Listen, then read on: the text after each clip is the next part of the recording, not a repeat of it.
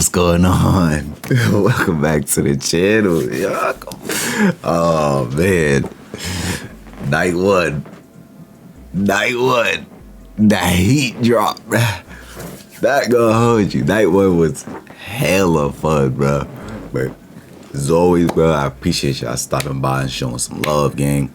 Remember that goal was to hit 18K by WrestleMania night 2, and we are right there. It's still possible.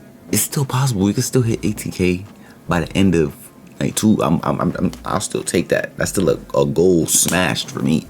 So keep showing y'all support. As always, I appreciate y'all tapping in. Let's get into the video.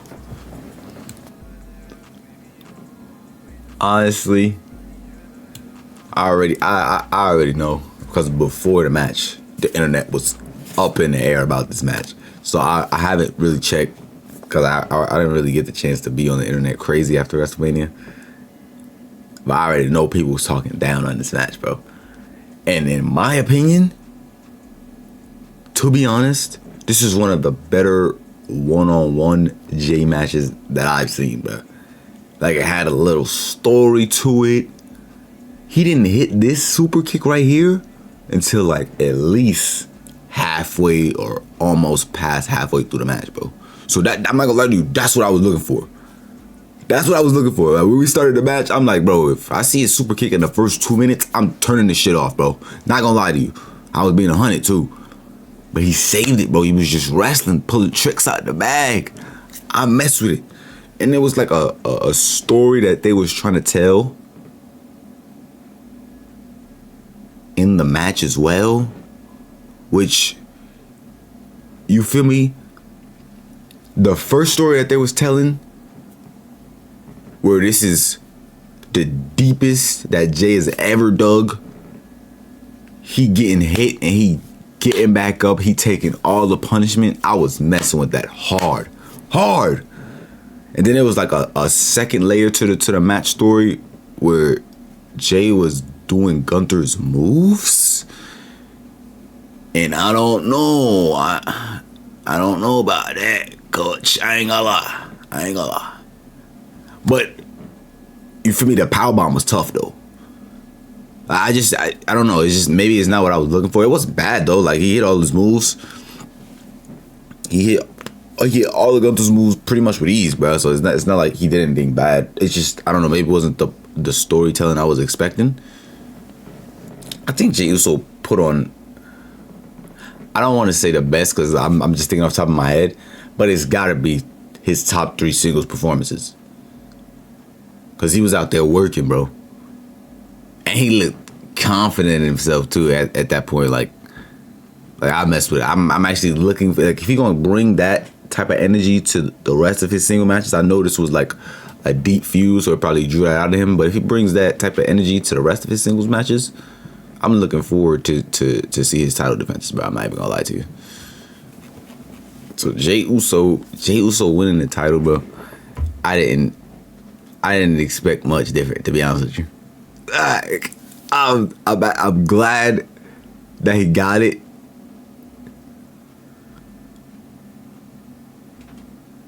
And I'm glad that they gave him like his time to celebrate, because once we found out that this wasn't gonna be the main event anymore, that's what I was kind of worried about.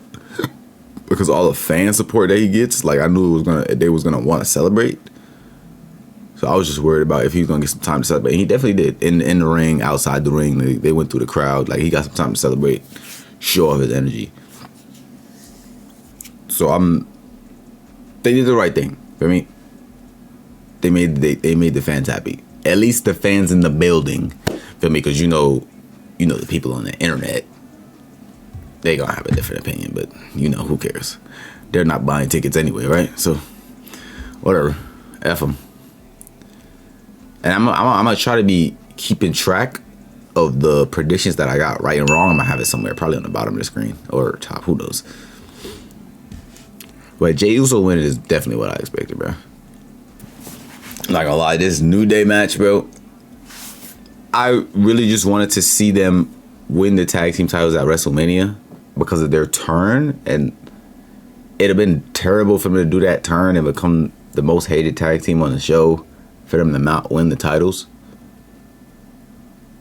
But I'm not gonna lie, talking to my mans Jordan, Jaden, they was not messing with this match, bro.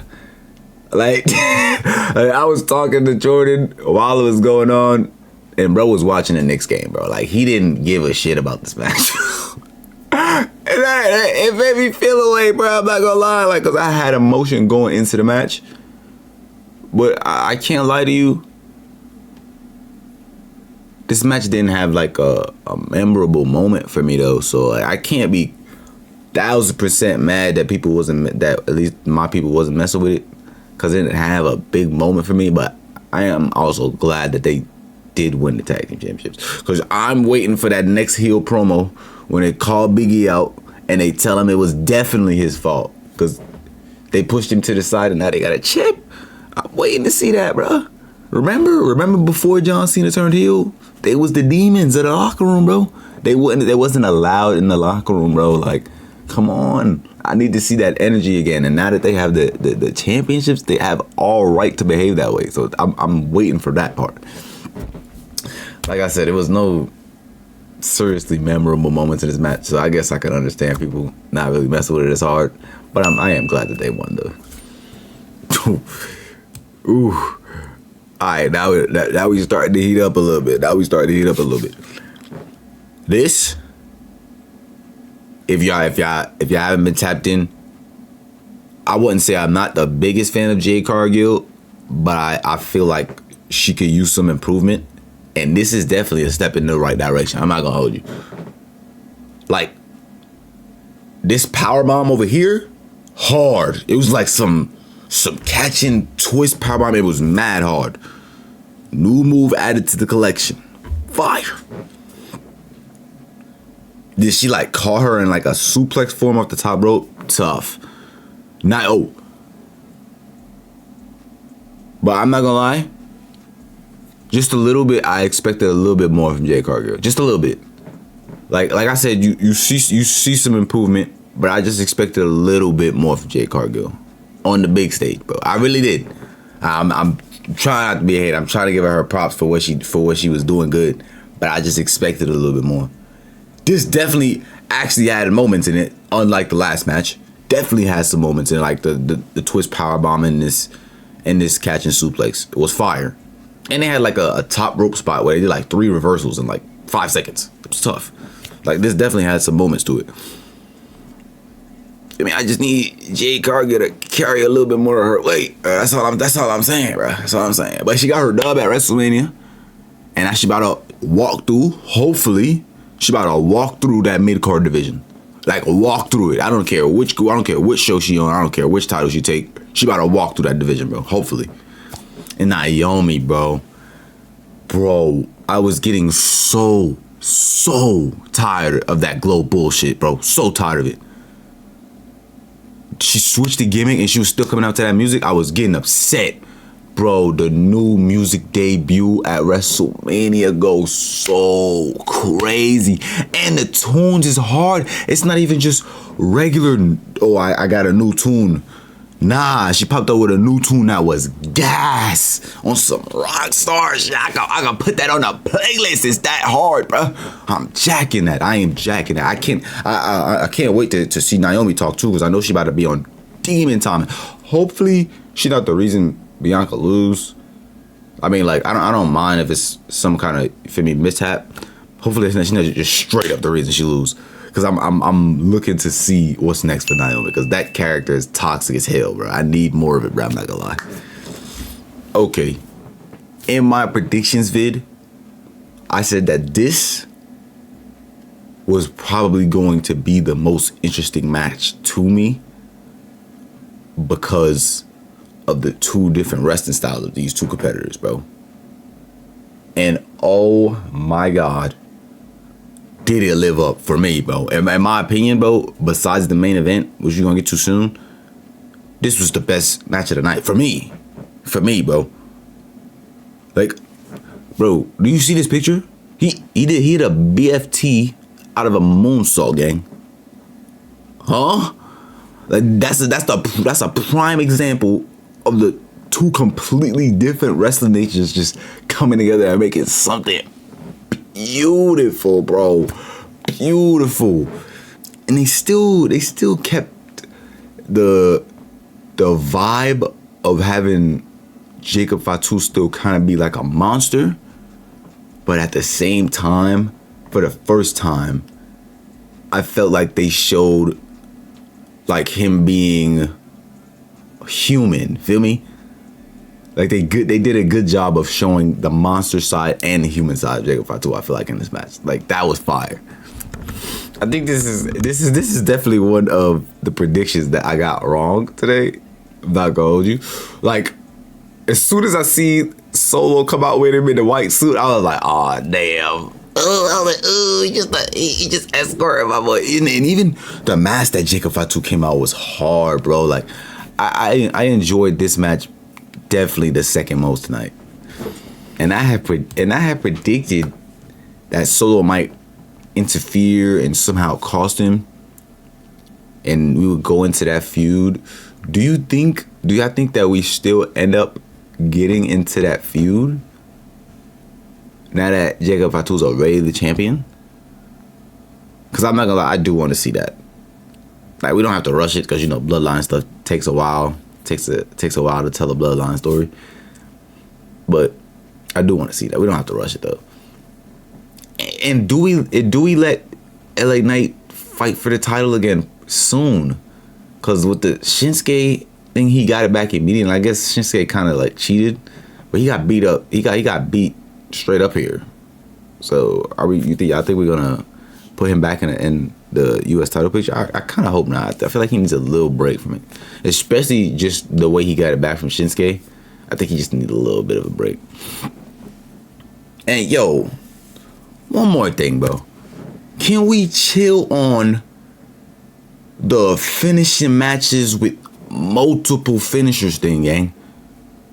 That, like, it takes all the anticipation away.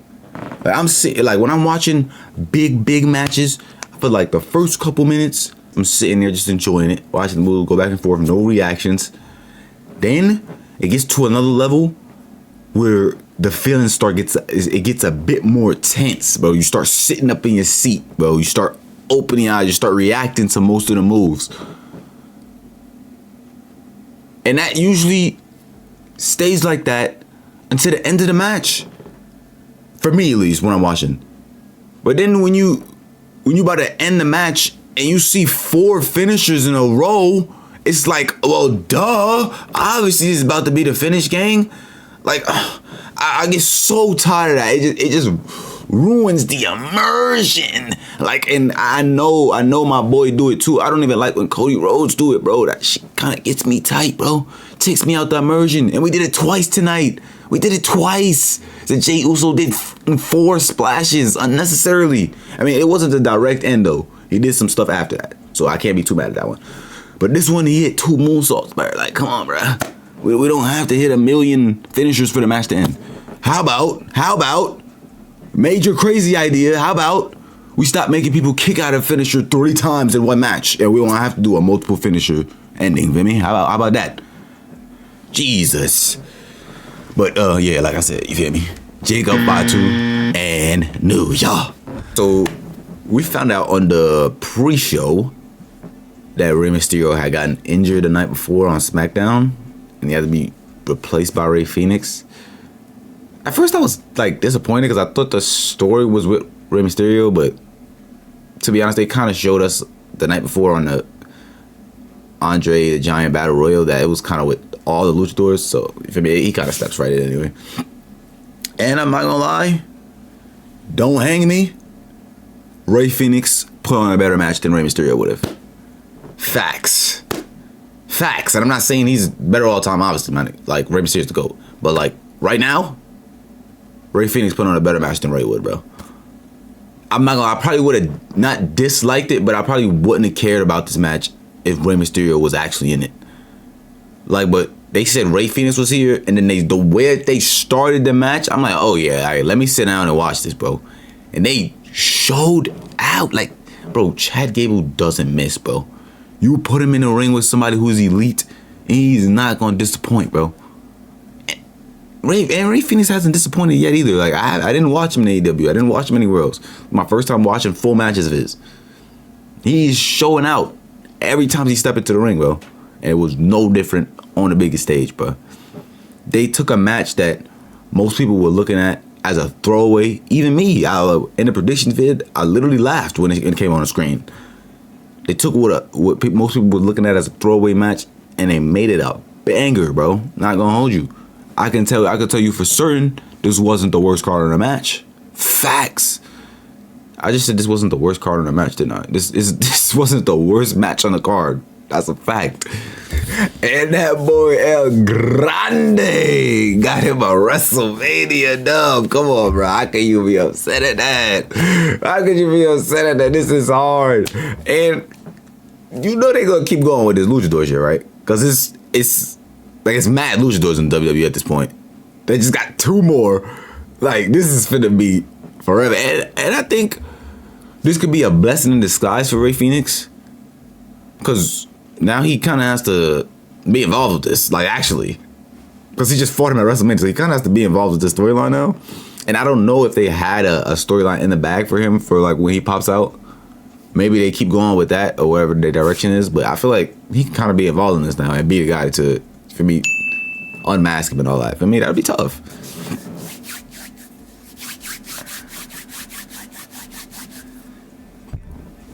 I ain't gonna lie with y'all.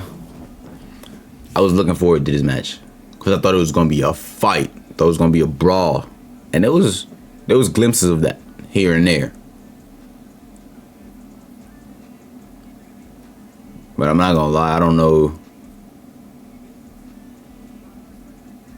I think it was a good match between 2 good wrestlers, but I don't know if it like lived up to the past versus the future.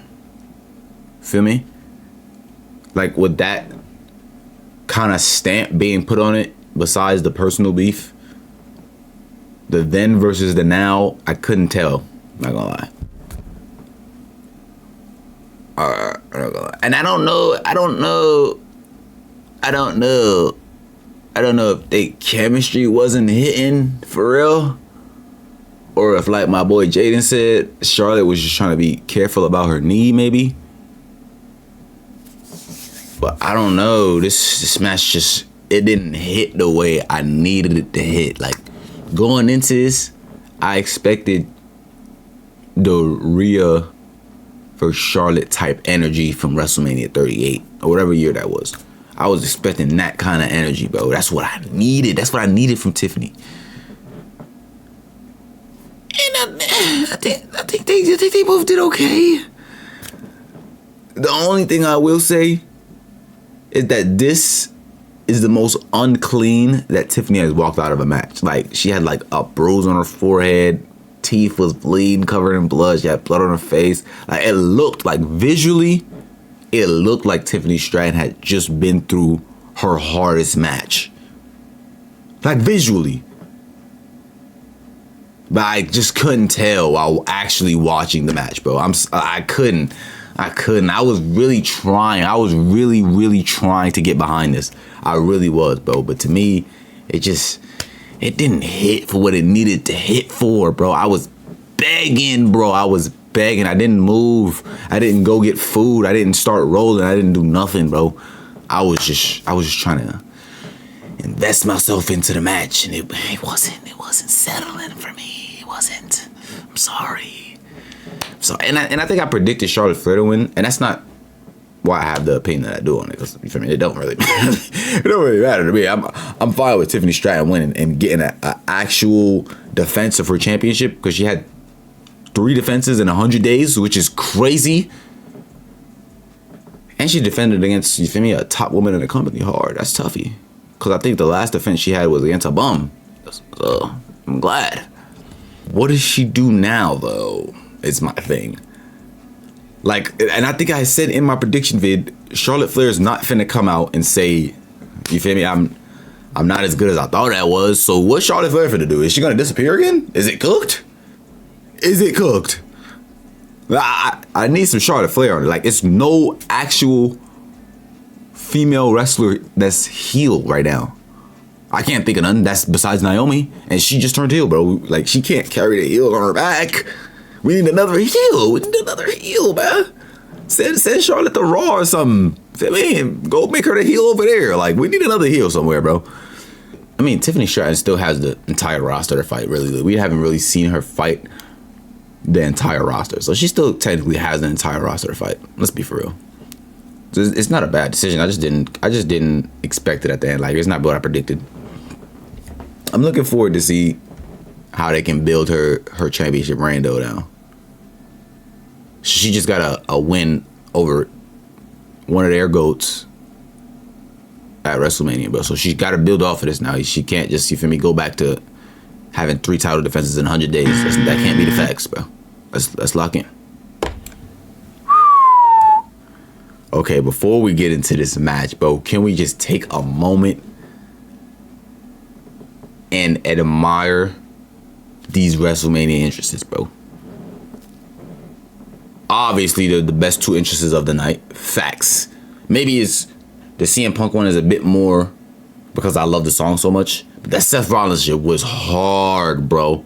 Like, he turned around and like lit up the Titantron. Then the went dark and he popped out white. That was hard. Seth Rollins was definitely the best entrance of the night. And then the thing that they did for Punk at the beginning with the This Fire Burns tribute, bro. Bro, it's not a lot of music. Not a lot of wrestling music you could put on your playlist. This Fire Burns has been on my playlist ever since I was old enough to start making playlists, bro. When I heard that song on the big stage, bro, it made me feel bad for not being as big of a CM Punk fan as I used to be, bro. I'm not gonna lie. It made me feel sad, gang. Like damn, bro, I don't rock with bro the way I used to, bro. Like, it made me think, bro. But that hit, bro. That like the WrestleMania vignettes last night was definitely hitting. But that one, the CM Punk one, with the This Fire Burns and all the throwbacks to the ECW promos, that got it, bro. That got it, bro. Oh my gosh, bro. This is a triple threat with no DQs, right? Anything goes. But what I like about this is they didn't really do nothing extra. Like, it wasn't a bunch of weapons involved. It wasn't just depending on the no DQ to save the match. They were just out there going for it. Like, they did the in the crowd for like 5 minutes thing, but it wasn't big. It didn't really super impact the match. I think it was just for them to hurt each other, if I'm being completely honest with you. But then they came right back to the side of the ring. Then they was right back in the ring after that. Like, it was like real wrestling match, bro. That is hard. Straight triple. Bro, these is probably the most triple threat spots we've ever seen, bro. I'm not gonna hold you. Those are the most triple threat spots we've seen. I gotta see if EO and Rhea and them top it, bro, because those are the most spots I ever seen like that, bro. They was going crazy with the triple threat spots, bro. Just bouncing off of each other. Like, this is what I was talking about with the, I don't know if Charlotte and Tiffany Stratton chemistry was up all the way. These three, the chemistry was off the damn scale, bro. It wasn't missing that big. Like, you feel me? CM Punk a little old. I ain't gonna hold you. Like, at this point, you can tell he's the oldest person in the ring whenever he steps in the ring. But I'm not gonna lie. Like, feel me? So I'm not really paying attention to that. But the overall chemistry between them three, bro, is actually immaculate, bro. And like I said, up until the point where Roman had put both of them through the table, it was pretty much an in-the-ring wrestling match. Who's going to take advantage of what's going on right now? Oh my God, it was the most intriguing match. Hands down, bro. And then it got to a certain point, like, when Roman talked to Seth the second time, and Seth was trying to get him to help him put CM Punk through the table. that's when it switched for me. That's when I started like sitting up like, oh, this is nuts. They telling stories. Yo, this is why I don't get how anybody could dislike Roman Reigns, bro. Well, first of all, he absolutely dominated this match. Didn't look like anybody was going to fit me out muscle and dominated. And every match this man is in, the story of the match is hitting your soul. I don't get it. How could you not love that man? He's putting in pain. I'm not getting it, bro. And then, bro, Paul Heyman, bro. Paul Heyman is the biggest sleazeball of all time, bro. Now, in the prediction vid, I had picked Seth. I feel like Seth was the only option to win. Facts. But I also said in the vid, yo, people bringing up how Seth could walk out with Paul Heyman. I don't know about that. And that was before SmackDown dropped, right? So then I said that I don't see him walking out with Paul Heyman, and then SmackDown dropped a few hours later, and Seth Rollins ended the show saying, "This is not a prediction, this is a spoiler." And I was like, oh, fuck. No. He's going to give Paul Heyman. Because why else would he say that? Bro? Why else would he say that on SmackDown? And he started with like Paul Heyman brought us into this business. They usually say CM Punk brought us in. He said Paul Heyman brought us into this business. I'm like, oh, that's gotta be the motion. But you feel me? That was still in the back of my head when it was happening, though. That shit still shocked the hell out of me. But I'm just thinking while I'm watching SmackDown, like, damn, bro, that's probably gonna happen, bro. But when it actually happened, because Paul Heyman played all three sides in like 3 minutes, bro. That's so hard. He played the side of CM Punk with the chair first. Then he played Roman Reigns' side. It was like, bro, you made me choose. Like, Paul Heyman's an elite storyteller. Like, what? Bro said, you made me choose. That's the tribal chief, bro. He was crying. That shit almost made me feel it. It made me feel it. Then he was like, yo, you can get payback for the Shield, bro. I'm like, oh, wait, that's kind of tough. Wait, Paul Heyman's actually being a wise man right now. That's hard. He gets payback. And then he started creeping behind him. I'm like, oh no, bro. And the crowd realized it like a second before too. I'm like, oh my God. The storytelling on that was actually tough, bro.